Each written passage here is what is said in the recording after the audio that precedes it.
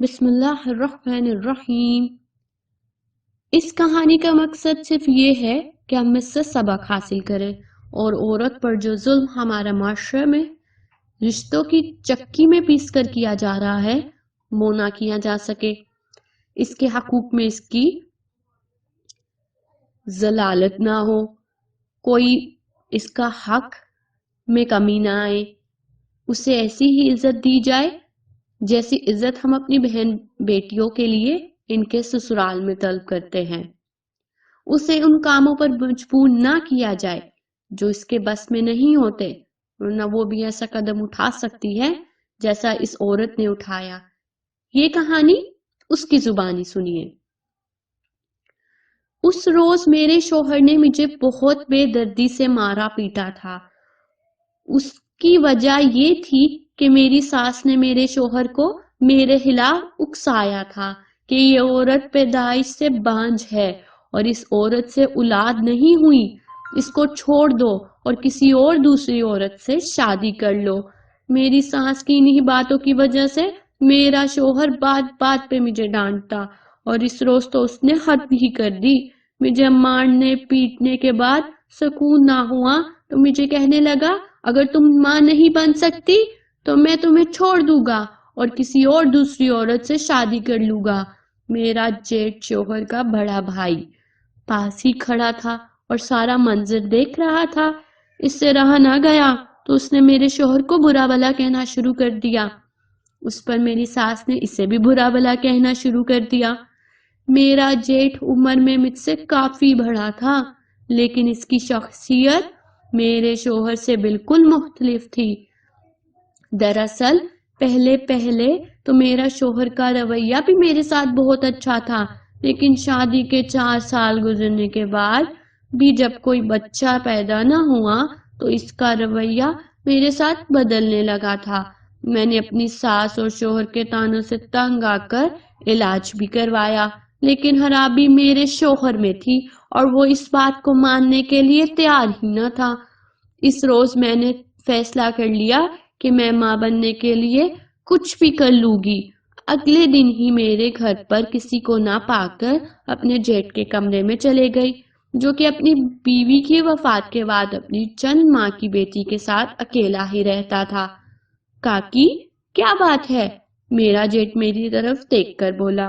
میں نے اس کے سامنے جا کر اپنی چادر اتار دی اور اس کے پیروں میں رکھتے ہوئے بولی، جیٹھ جی، مجھے بچہ چاہیے، کچھ بھی کر کے مجھے بچہ دلوا دو، ورنہ میرا گھر برباد ہو جائے گا اور میں اور مار نہیں کھا سکتی، نہ یہ دکھ برداشت کر سکتی ہوں کہ وہ مجھے چھوڑ کر کسی اور کا ہو جائے۔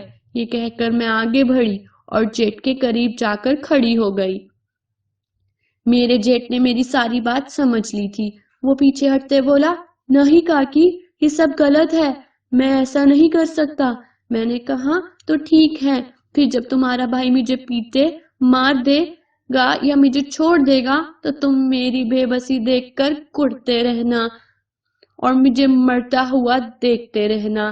یہ کہہ کر میں واپس مڑنے لگی تھی کہ اس نے میرے کاندھے پر ہاتھ رکھا اور مجھے اپنی طرف کھینچ لیا اور میں چپ چاپ اس کے سامنے بچھ گئی تھی۔ اس وقت اپنا گھر بچانے کے لیے میں کرتی تو کیا کرتی۔ ہر امید برائی بھی، اور کچھ ہی دنوں بعد میں نے اپنے شوہر کو خوشخبری دی کہ اب میں ماں بننے والی ہوں۔ اس خبر پر وہ ایسے خوش ہوا جیسے کسی قاتل کے سزائے موت معاف ہونے پر وہ خوش ہوتا ہے۔ میں اپنے شوہر کی خوشی دیکھ کر خوش ہو گئی تھی۔ اب اس نے پھر سے میرے نخرے اٹھانے شروع کر دیے تھے۔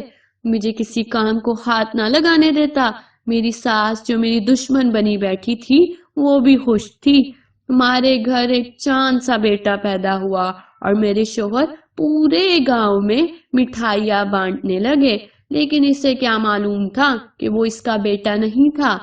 میں چپ رہی اور میں نے ساری زندگی چپ ہی رہنا تھا اگر وہ واقعہ پیش نہ آتا جب مجھے اپنے شوہر کو سب کچھ سچ بتانا پڑا۔ دراصل میرا بیٹا اپنے باپ کا بہت ہی لاڈلا تھا۔ اس کی زبان سے بات نکلنے سے پہلے ہی اس کا باپ اس کی بات پوری کر دیتا تھا اور کیوں نہ کرتا، وہ ہماری اکلوتی اولاد تھی۔ اس وقت میرا بیٹا لڑک پن میں تھا اور اس نے دل ہی دل میں میری جیٹ کی بیٹی، جو کہ عمر میں اس سے بڑی تھی، کو پسند کر لیا تھا۔ نہ جانے کب ان دونوں نے آپس میں محبت کی پینگیں بڑھا لی۔ میرا جیٹ تو فوت ہو چکا تھا، لیکن اس کی بیٹی کی ذمہ داری میری ساس نے اپنے ذمے لے لی تھی۔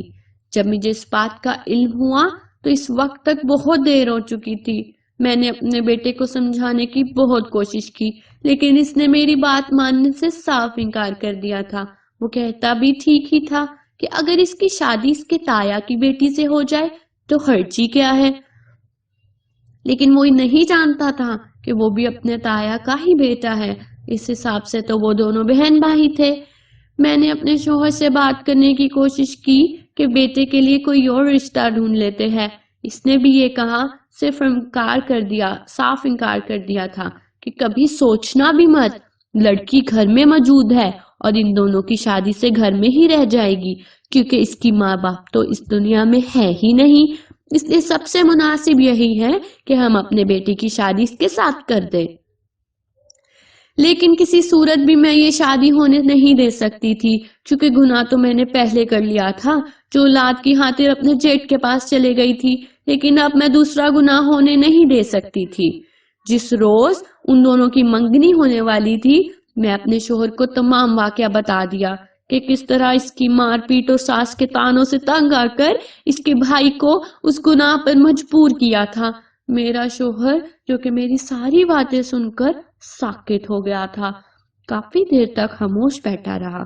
میں اس کے سامنے سر جھکائے اپنی سزا کی منتظر بیٹھی رہی کہ اپنی گناہ میں مجھے جو سزا دی جائے گی میں اسے قبول کر لوں گی، لیکن بھائی کی شادی کروانے کا گناہ میں نہیں کر سکتی تھی۔ کافی دیر گزرنے کے بعد میں نے نظریں اٹھا کر شوہر کو دیکھا تو اسے دیکھ کر میں حیران رہ گئی۔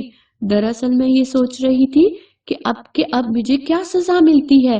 ہو سکتا ہے یہ میری زندگی کا آخری دن ہو، کیونکہ میں نے اپنے شوہر کو پیٹ پیچھے ہی بڑا گناہ کیا تھا۔ میں جانتی تھی کہ کوئی بھی مرد یہ بات برداشت نہیں کر سکتا، لیکن میرا شوہر اپنی آنکھوں میں آنسو بھرے اپنے دونوں ہاتھ جوڑے بیٹھا تھا۔ وہ میری آنکھوں میں دیکھتے ہوئے بڑھائی ہوئی آواز میں بولا، سکینہ، میں تمہارا بہت بڑا گنہگار ہوں۔ مجھے سمجھ نہیں آ رہی کہ میں تم سے کس طرح معافی مانگوں۔ اگر میں اس وقت تمہیں مجبور نہ کرتا تو تم یہ گناہ کبھی نہ کرتی، لیکن مجھے خوشی اس بات کی ہے کہ تم نے اس بات کو چھپانے کے بجائے کھل کر مجھے بتا دی ہے۔ ہم دونوں ایک بہت ہی بڑی گناہ سے بچ گئے ہیں، لیکن ہو سکے تو مجھے معاف کر دو، کیونکہ میں نے تمہیں بہت دکھ دیا ہے۔ یہ باتیں سن کر میں بھی پھوٹ پھوٹ کر رونے لگی تھی۔ میں نے رو رو کر شوہر سے اپنے گناہ کی معافی مانگی۔ ہم دونوں مل کر اپنے بیٹے اور بھتیجی کے لیے رشتہ تلاش کرنا شروع کر دیا۔ میری ساس اس بات پر سخت ناراض ہے، لیکن یہ بات میں اور میرا شوہر ہی جانتے ہیں کہ اپنے بیٹے اور بھتیجی کا رشتہ ہم کیوں نہیں کر سکتے۔ مجبوری میں کیے گئے اپنے گناہ کی میں دن رات اللہ سے معافی مانگتی ہوں، اور شاید میرا رب مجھے معاف کر دے، لیکن میں معافی کے قابل نہیں ہوں۔